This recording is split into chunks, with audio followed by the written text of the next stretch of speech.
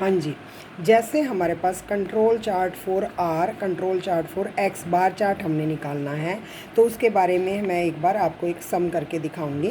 फिर आपने प्रैक्टिकल भी उसी के अकॉर्डिंग करना है। जैसे हमारे पास 23 दिन तक फैक्ट्री में काम चल रहा है, 30 डेज़ तक 3 शिफ्ट में 8 3 24, ठीक है, 8-8 घंटे की शिफ्ट होती है ना, तो वो हमारा 30 दिन तक काम चल रहा है। ओके जी, वहाँ हर घंटे में हमारे पास ऐसे फ्यूज़ बन रहे हैं। फ्यूज़ पता है ना, जो हमारे इलेक्ट्रिक में लगते हैं। तो उन फ्यूज़ का हमने क्या किया, रैंडमली 12 सैंपल लिए। 12 दिन का मतलब हर तीसरे दिन हमने सैंपल कलेक्ट किए, और सैंपल साइज़ हमारा कितना है, 5 है।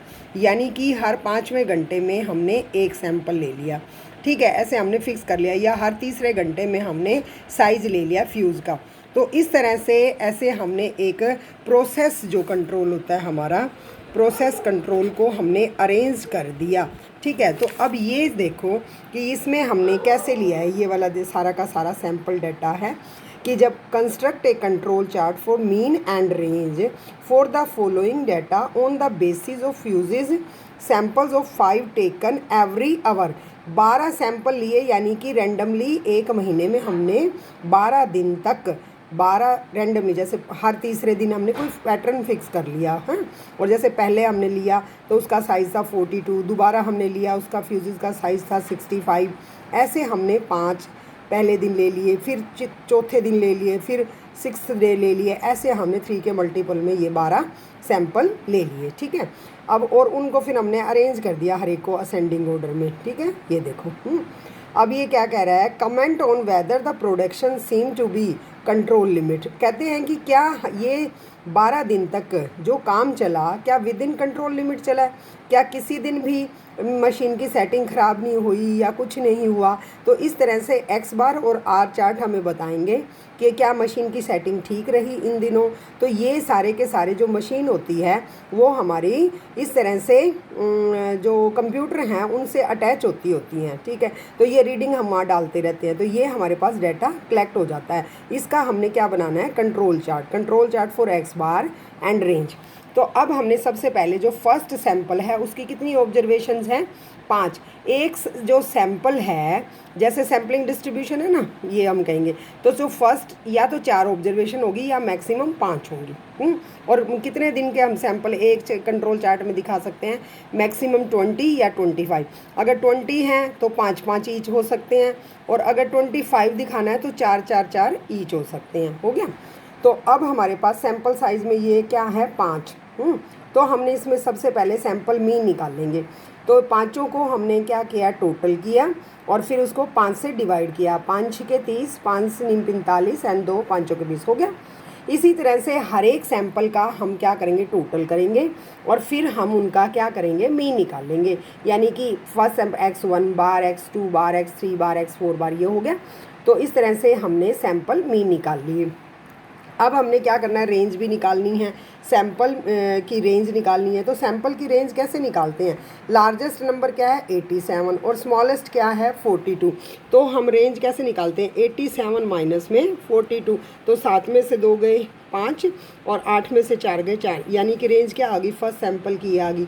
दूसरा सैंपल 90 माइनस में 42 है रेंज। तो अब यहाँ 10 में से 2 गए 8 और 8 में से 4, यानी कि पहली रेंज हमारी 45 आ गई, दूसरी 48 आ गई। ये देखो इसने निकाली है। ये देखो पहली सैंपल की रेंज क्या आई हमारी 45 और दूसरे की आई 48, ठीक है। अब हमारे पास अब ये देखो अब दिखाई देगा 45 एंड 48, यानी कि हर सैंपल की स्मॉलेस्ट आइटम और ग्रेटेस्ट आइटम का डिफरेंस करके ये हमने क्या ले ली, सबकी रेंज। जैसे अभी मैंने निकाली है, स्मॉलेस्ट हमारा 42 है पहले वाले सैंपल में, और ग्रेटेस्ट 87 है, इसका डिफरेंस है 45। तो ये फर्स्ट R1 है, ऐसे R2 है, तो टोटल कितनी आ जाएंगी, R12 हम निकालेंगे। तो ये देखो हमने निकाली है R1 R2 R3 R4। अच्छा R12 कैसे निकालोगे, R12 में यानी कि लार्जेस्ट क्या है 136 और स्मॉलेस्ट है 61।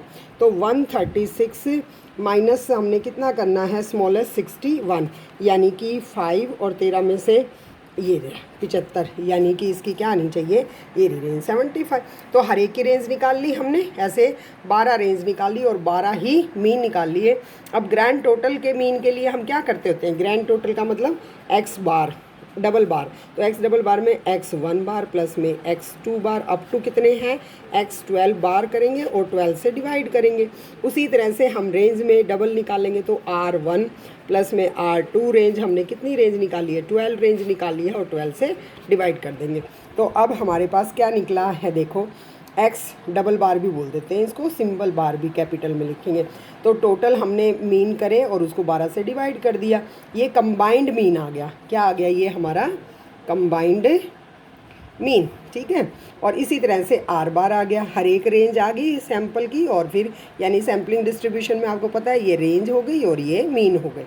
अब हमने क्या करना है, फ्रॉम द टेबल एन की वैल्यू क्या है 5, वहाँ A2 था हमारे पास, क्या था, जब हमारे को ये सैंपल गिवन था तो हमें वैल्यू निकालनी थी, है ना।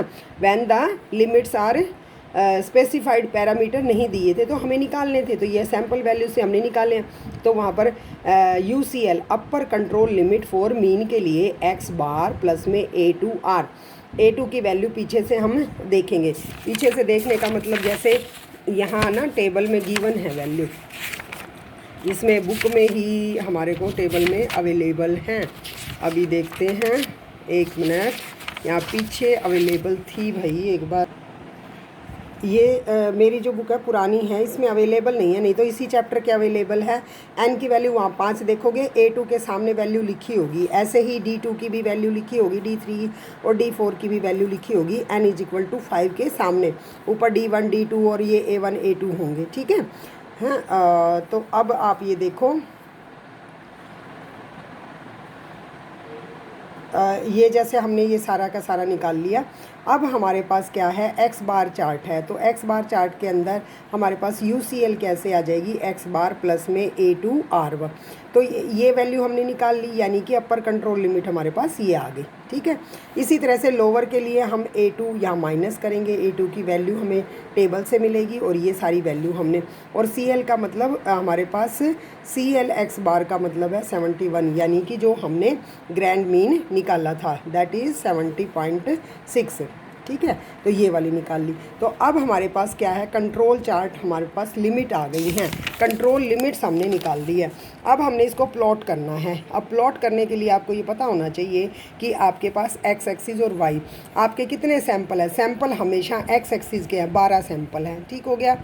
और पहला सैंपल मीन, पहले तो हमने देखना है CL क्या है, CL है 71.6, हो गया।